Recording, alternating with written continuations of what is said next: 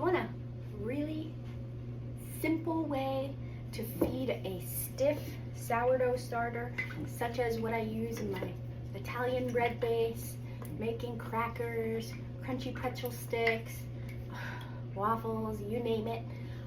Everything sourdough got so much easier with a stiff starter. And here's my easy, no scale way to do it. Mill 1 cup of grains into flour. It's a lot more flour than 1 cup. 1 cup of grains, I used hard wheat, and then use half a cup of water. Put your water into your starter jar, dissolve any starter or little bits that may be stuck along the walls of the jar, just like that. Your jar should be cloudy. How much starter doesn't really matter. It can be just the scrapings to like 50 grams. Doesn't matter. Not that much. Okay, next we're gonna spoon this in and mix it up.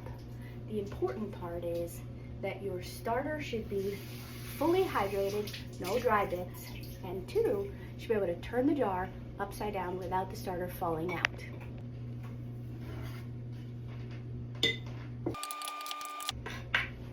Okay. Half a cup of water, 1 cup of grains, and mix it into a thick dough. Make sure you pick up all the dough, all the flour from the sides of the jar. Sometimes, once I have it mixed, I like to use my hands to make sure that I can feel the dough, that there's no dried bits, and that the bottom isn't too wet. See right here, there's dry bits of flour. So we want those to be incorporated. I also like to do it this way because I can kind of turn the dough in the jar and it picks up any of the sourdough that's hanging out on the walls of the jar. Kind of cleans it a little bit. Okay, just a little. I'm not looking for perfection. So we're going to use the back of our fingers to just push this down into the jar, and comes up to be about where my rubber band is, just like that. And I'm going to put the lid on and then back off a little bit. So this sourdough is fully hydrated and it's not coming out when we turn it upside down. That's what you're looking for in a stiff starter. So you might be wondering, what next after we feed our stiff starter? And the answer is, it's the same as with a liquid starter.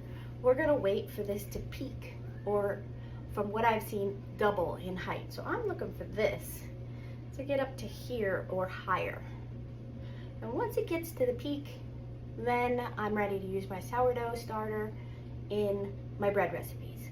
I will typically use somewhere between 10 and 30% of the flour by weight in my bread recipes, and I don't change anything else except for to replace the yeast with starter.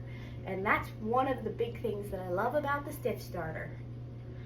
The other is that it stays alive so much easier than the liquid starter. So if you have struggled with sourdough, especially when you feed equal parts flour and water, give this a try. It is a total game changer.